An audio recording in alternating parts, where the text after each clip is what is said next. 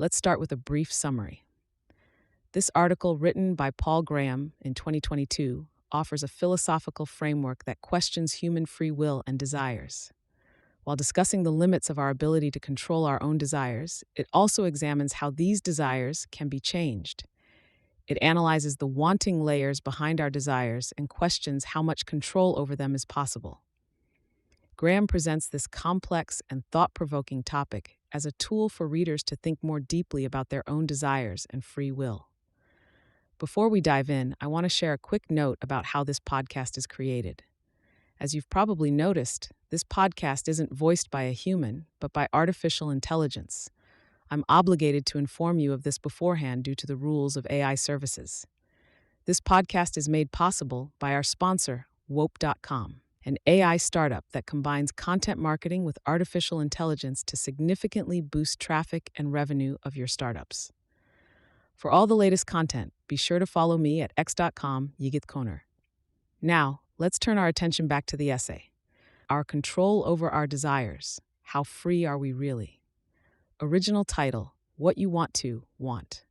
Date, November 2022. Since I was about 9, I've been puzzled by the apparent contradiction between being made of matter that behaves in a predictable way and the feeling that I could choose to do whatever I wanted. At the time, I had a self-interested motive for exploring the question.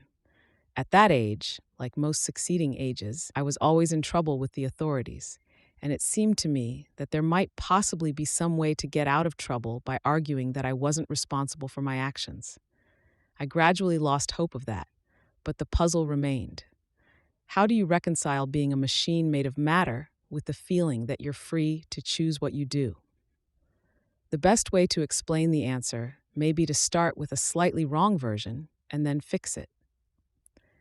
The wrong version is, you can do what you want, but you can't want what you want.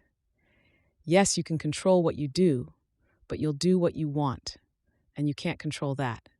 The reason this is mistaken is that people do sometimes change what they want.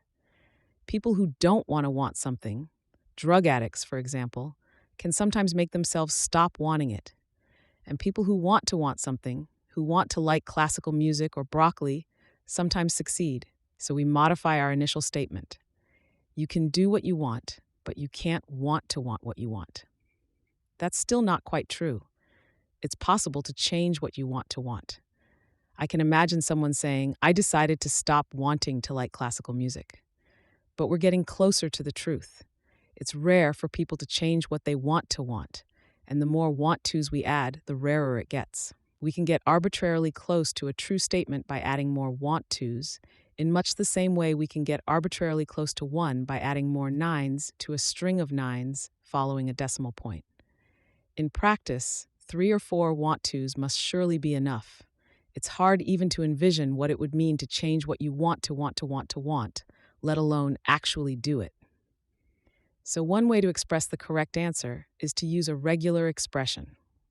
You can do what you want, but there's some statement of the form, you can't want what you want. That's true.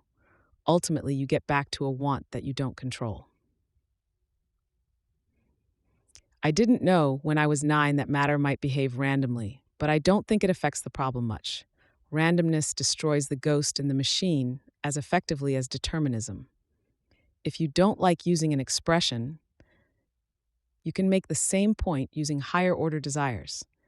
There is some n such that you don't control your nth-order desires. Thanks to Trevor Blackwell, Jessica Livingston, Robert Morris, and Michael Nielsen for reading drafts of this.